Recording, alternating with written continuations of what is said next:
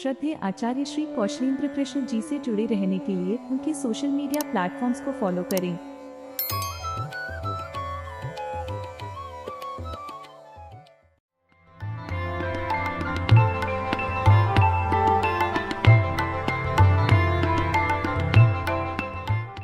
पूरी श्रृंखला केवल उन हेतु है जो मनुस्मृति को निष्पक्ष एवं खुले दिमाग से जानना चाहते हैं।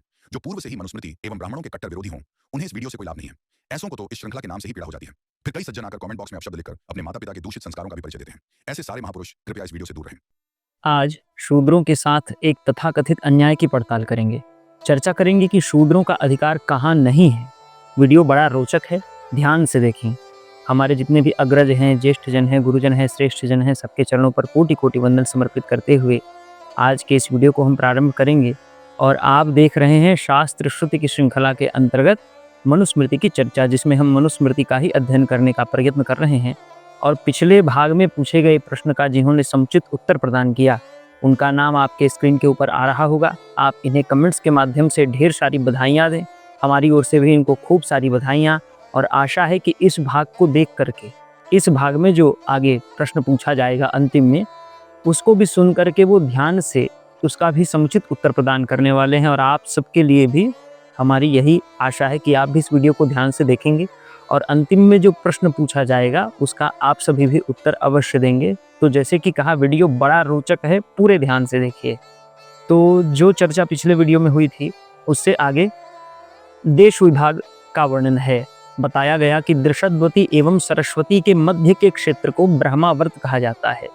ब्रह्मावर्त का हमारे सनातन धर्म में बहुत बड़ा स्थान है। यह जो क्षेत्र है ब्रह्मावर्त, इसका बहुत सुंदर वर्णन है और बहुत इसका महिमा वर्णन है। तो सरस्वती को तो हम सब जानते ही हैं। दृषद्वती का वर्णन हमको शास्त्रों में मिलता है, हमारे वेदों में प्राप्त होता है। तो दृषद्वती के हेतु लोगों ने प्राचीन हस्तिनापुर के पश्चिमोत्तर में अंबाला के आसपास की नदियों को नामांकित किया है।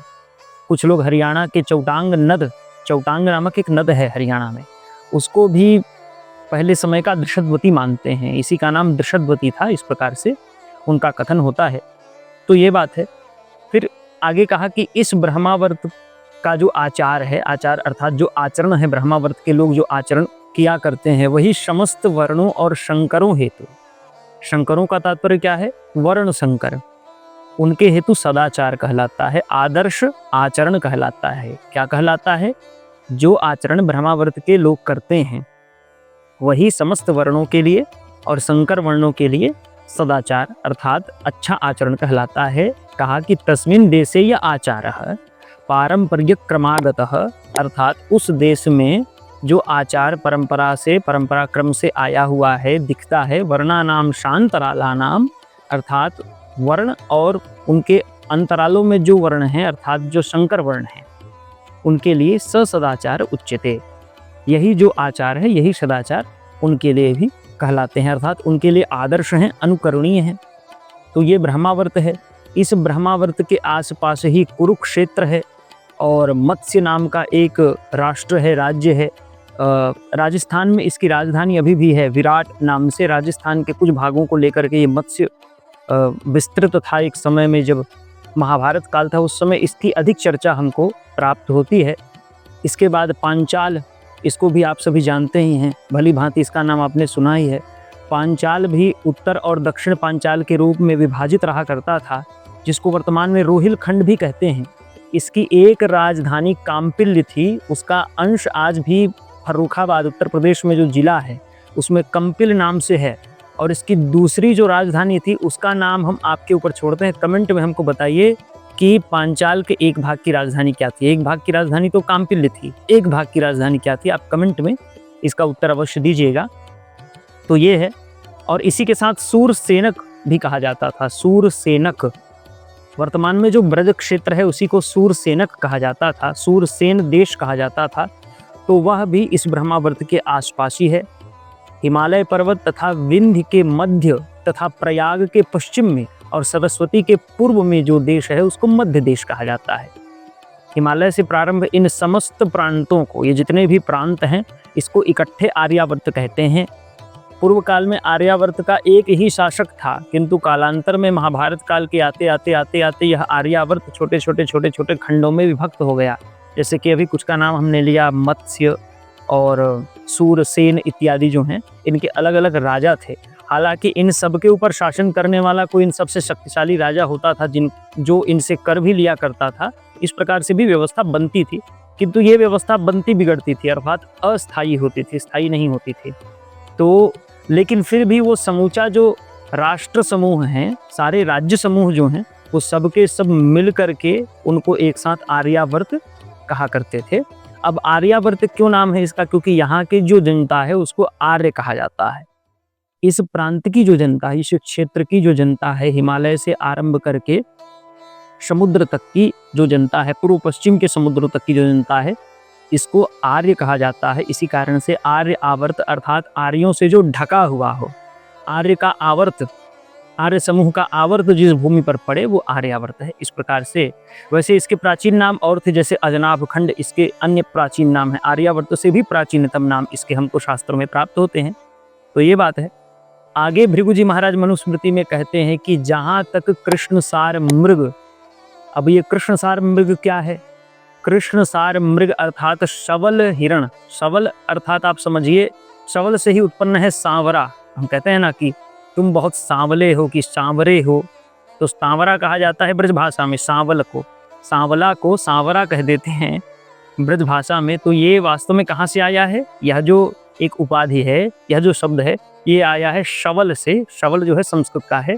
तो शवल हिरण, सांवरे हिरण, जहाँ तक जिसको कृष्णसार मृग कहा जाता है, वो स्वच्छंद घूमते हैं, स्वतंत्र घूमते हैं, वहाँ तक यज्ञ हेतु उचित भूमि मानी जाती है। अर्थात उस समस्त क्षेत्र में यज्ञ किया जा सकता है। उसके अतिरिक्त जो भूमि है वह यज्ञ के लिए उचित नहीं है। और आजकल की तो फिर क्या ही बात करें, आज तो क्या जापान और क्या अमेरिका, म्लेच्छ भी जनेऊ टांग करके हवन करते फिरते हैं। किसी भी को ब्राह्मण बनना है, बस वक्षस्थल पर दुकान से खरीद करके जनेऊ पहन ले, फिर ब्राह्मण बन जाए, कुछ वेदों के मंत्रों को रट लिए, फिर ब्राह्मण बन गए।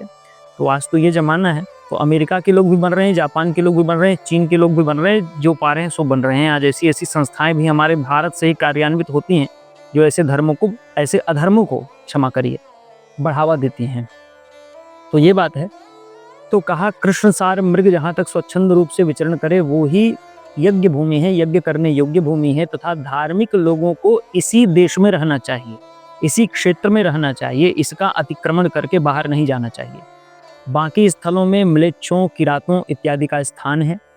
और किरात, यवन और गुरुंड, गुरुंड अर्थात जो अंग्रेज, जो फिरंगी जिसको आप बोलते हैं, इनको शास्त्रों में गुरुंड कहा गया है। और यवन, किरात, ये सब म्लेच्छों के ही प्रकार होते हैं, अनेक प्रकार हैं इनके। इन सबको एक साथ सामूहिक रूप से म्लेच्छ कह दिया जाता है। तो आज हमारा जो पहनावा है, ये पहनावा वास्तव में इन म्लेच्छों से ही प्रेरित है। आज जो हम टाई लगाते हैं और कोट पहन लेते हैं, पैंट पहन लेते हैं बढ़िया, हमको लज्जा आती है कि हमारे मस्तक में टीका रहे, हमारे सिर पर चोटी रहे। ये जो हमको इससे लज्जा आती है, यह जो सोच, जो चिंतन है, ये चिंतन म्लेच्छों का चिंतन है, म्लेच्छों से प्रभावित है। पहनावा जो है ये म्लेच्छों का है। हमारी बोलचाल की भाषा, हमको हिंदी बोलने में शर्म आती है, संस्कृत में शर्म आती है, इंग्लिश में हम बड़े शानो शौकत का प्रदर्शन करते घूमते हैं इंग्लिश बोलते हुए। तो ये सब क्या है?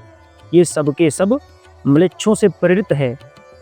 एक समय था जब म्लेच्छ हमसे प्रेरित हुआ करते थे, अर्थात जो नीच लोग हैं वो हमसे प्रेरित होकर के हमारे समान बनना चाहते थे। लेकिन आज का युग ऐसा है कि हम आर्य होकर के नीचों से प्रेरित होते हैं, नीचों के समान बनना चाहते हैं। ये आज का युग है। तो ये बात है। और हमारा जो आर्यावर्त है, इस आर्यावर्त में 4 वर्ण तथा उससे उत्पन्न, चारों वर्णों से उत्पन्न शंकर वर्ण रहा करते हैं।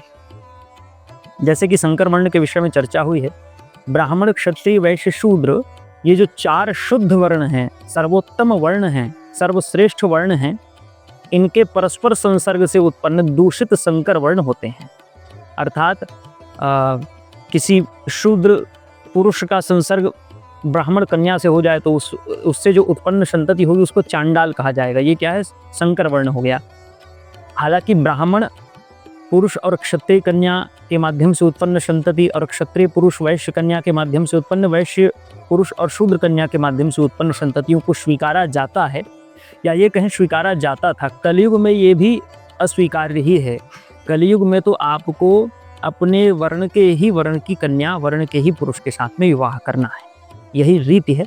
अन्य वर्णों से विवाह बिल्कुल भी नहीं होता। लेकिन पूर्व काल में ऐसा होता था, यदि आप ब्राह्मण हैं तो क्षत्रिय कन्या को स्वीकार कर सकते थे, तो और उनके पुत्रों को भी स्वीकार किया जाता था। तो ये बात है। तो शूद्र वर्ण तक के शुद्ध वर्ण, उससे नीचे जितने भी शंकर वर्ण हैं, ये सब कहाँ निवास करते हैं? आर्यावर्त में ही निवास करते हैं।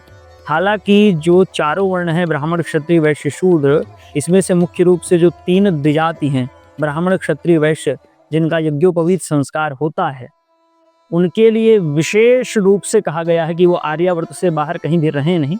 इसके अतिरिक्त शूद्र और शूद्र से लेकर के अन्य जो शंकर वर्ण है, वो सब अन्य अन्य स्थानों में भी जाकर के रह सकते हैं, उनको उससे दोष, उनसे पाप नहीं लगता है। बाकी ब्राह्मण क्षत्रिय वैश्य यदि अन्य दूसरे देश में जाकर के किसी भी कारण से रहते हैं तो उनको अवश्य पाप लगता है, ये निश्चित बात है।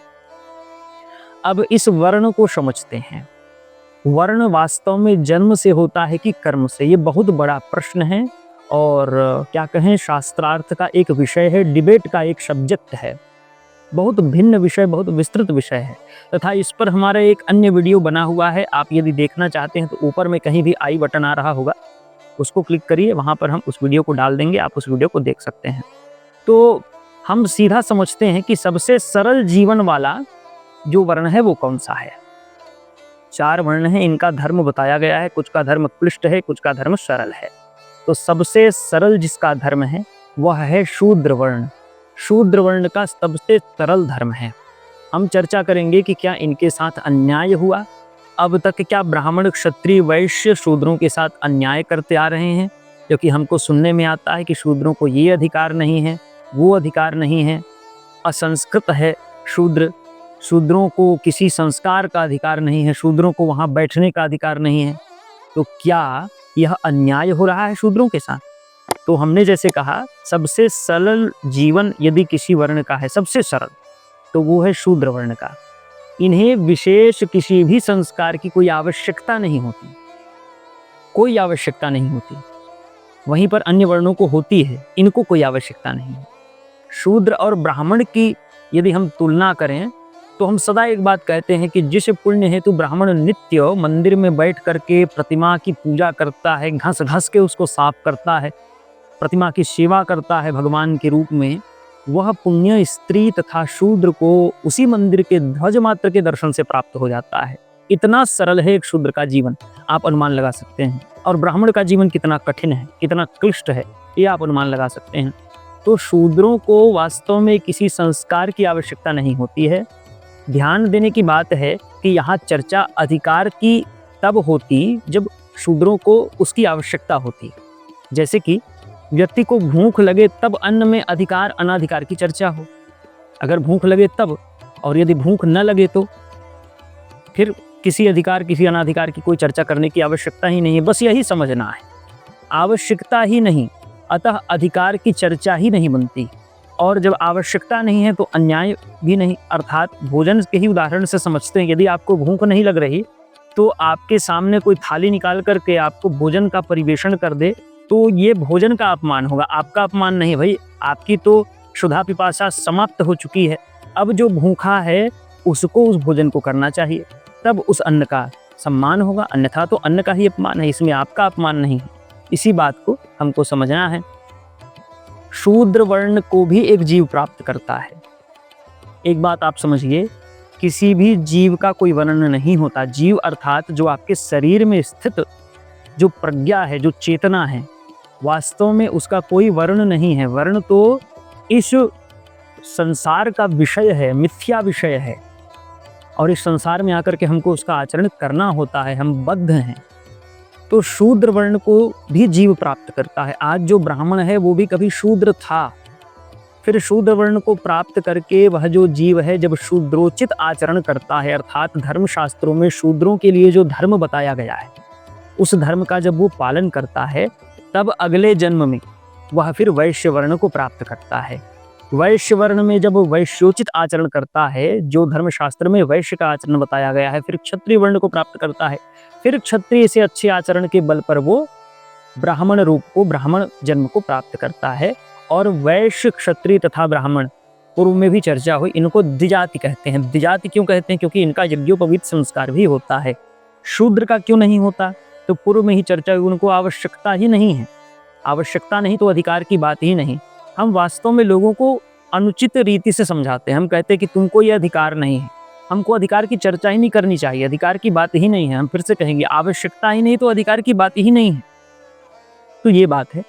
तो इसी कारण से क्योंकि इनका यज्ञोपवीत व्रत बंध होता है, इनको द्विज कहा जाता है। द्विज अर्थात जिसका दूसरा जन्म हो। पहला जन्म तो माँ के गर्भ से, दूसरा जन्म होता है वो कैसे होता है? यज्ञोपवीत संस्कार के माध्यम से इनका दूसरा जन्म होता है। इन क्रमशः संस्कारों की आवश्यकता होती है किनको? वैश्य, क्षत्रिय, ब्राह्मणों को। और इनके जीवनचर्या में क्लिष्टता जो है उत्कृष्ट वर्णों में बढ़ती जाती है। जैसे कि शूद्र के विषय में हमने चर्चा की, उसका जीवन सरल है, उससे किंचित क्लिष्ट जीवन वैश्य का है, उससे किंचित क्लिष्ट जीवन एक क्षत्रिय का है, और सबसे क्लिष्ट जीवन ब्राह्मण का है। ब्राह्मण का जो धर्म है, ब्राह्मण का कर्म है, वो सबसे अधिक कठिन है, क्लिष्ट है। हाँ, उसका पालन कौन कर रहा है कि नहीं, कौन ब्राह्मण कर रहा है अपने जीवनचर्या का पालन, अपने धर्म का पालन, और कौन नहीं कर रहा है, ये अलग बात है। इसकी चर्चा नहीं है। आज के समय में तो कई ब्राह्मण ऐसे हैं जो जय परशुराम के नारे भी लगाते हैं और दुकान से खरीद करके जनेऊ पहन लेते हैं, सामूहिक यज्ञोपवीत में जाकर के यज्ञोपवीत संस्कार करा लेते हैं, यज्ञोपवीत अनुष्ठान में जाकर के सम्मिलित होकर के और टीका लगा लेते हैं लंबी लंबी। लेकिन पूछिए कि संध्या करते हो कि नहीं ब्राह्मण देवता? तो कहते हैं कि संध्या तो शाम जब हो, जब सूर्य नारायण ढलते हैं तो उसको संध्या कहते हैं। वो की थोड़ी जाती है, और करते भी तो सूर्य नारायण करते हैं, हम थोड़ी करते हैं। तो ऐसे ऐसे तो ब्राह्मण हैं। तो ब्राह्मण का धर्म सबसे अधिक क्लिष्ट है, कठिन है। अब कौन उसका पालन करता है, कौन नहीं, अलग बात है, इसकी चर्चा नहीं है। तो ये बात है। तो और जैसे कि कहा वर्ण कैसे होता है, इसके विषय में प्रथम भाग से ही, यह जो पूरी श्रृंखला है मनुस्मृति की, इसके प्रथम भाग में ही चर्चा हुई थी।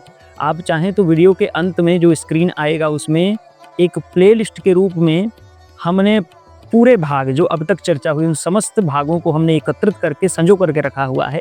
आप जहाँ जा करके वहाँ पर प्रथम भाग को भी देख सकते हैं। वहाँ पर चर्चा हुई थी कि ब्राह्मण, क्षत्रिय, वैश्य, शूद्र ब्राह्मण होने के 3 कारक हैं। वो 3 कारक क्या क्या हैं आप वहाँ जा करके देख सकते हैं। या तो जो आई बटन में जो वीडियो आया उसको आप देखिए, उसका लिंक हम वीडियो के डिस्क्रिप्शन में भी डाल देंगे। आशा है कि आपको यह वीडियो पसंद आया होगा। आज का प्रश्न आपके सम्मुख प्रस्तुत कर देते हैं। आज के वीडियो में चर्चा हुई 2 नदियों की जिसके मध्य में ब्रह्मावर्त स्थित है। एक तो सरस्वती है और दूसरी नदी का नाम आपको कमेंट में बताना है। यही आज का प्रश्न है। आशा है आपको इसका स्मरण अवश्य होगा, तो आप उत्तर दीजिए। और यदि स्मरण नहीं है तो वीडियो को एक बार और देखिए, इससे आपको लाभ ही है, हानि नहीं है। लाइक करें वीडियो को, शेयर करें, सब्सक्राइब करें चैनल को। और इस भाग से संबद्ध कोई भी प्रश्न आपके मन में हो तो कमेंट करने के लिए आप निश्चिंत रहें, स्वतंत्र रहें और स्वतंत्रतापूर्वक कमेंट के माध्यम से प्रश्न करें। यदि आपके मन में कोई भी सलाह है हमारे वीडियो के लिए, हमारे चैनल के लिए, हमारे लिए, तो आप हमारे लिए अधिक ही महत्वपूर्ण हो जाते हैं। हमारे चैनल में सलाहकार का विशेषाधिकार प्राप्त करने हेतु नीचे दिए गए ज्वाइन बटन को क्लिक करें, जो कि सब्सक्राइब बटन के बगल में स्थित होता है।